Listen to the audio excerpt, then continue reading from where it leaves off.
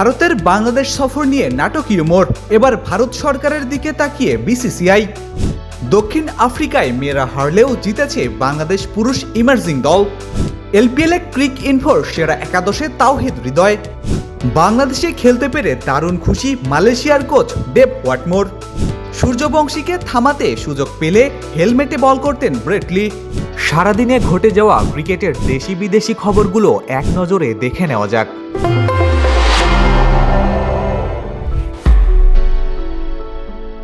ভারত বাংলাদেশ সিরিজটি মাঠে গড়াবে কিনা তা এখনও অনিশ্চিত।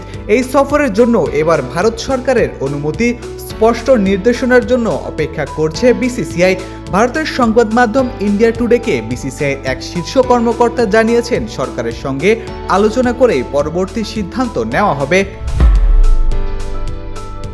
সদ্য শেষ হওয়া লঙ্কা প্রিমিয়ার লিগে মাত্র 5 ম্যাচ খেলে ক্রিক ইনফোর সেরা একাদশে জায়গা করে নিয়েছেন বাংলাদেশের তাওহিদ হৃদয়।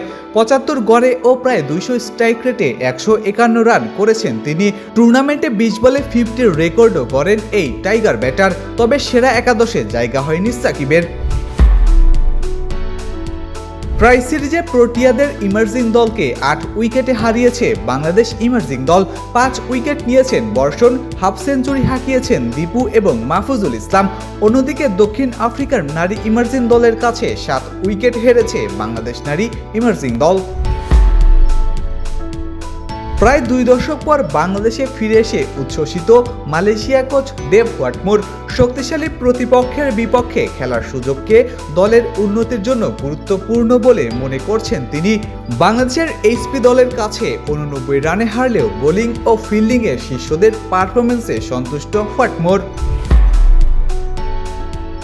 অস্ট্রেলিয়ার সাবেক গতিতারকা ব্রেট লি বলেছেন, ভারতের তরুণ ব্যাটার বৈভব সূর্যবংশীকে থামানোর সুযোগ পেলে তিনি তার হেলমেটের কাছাকাছি বল করতেন। তিনি জানান, বৈভব হুক বা পুল শট ভালো খেললেও এতে তিনি পিছপা হতেন না, বরং লড়াইটা উপভোগ করতেন।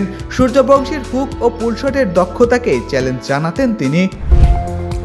ফেসবুক, টুইটার, ইউটিউব সহ সামাজিক যোগাযোগ মাধ্যমে আমাদের ফলো করুন। ক্রিকেট দুনিয়ার সকল খবর সবার আগে পেতে ভিজিট করুন www.dailycricket.com.bd।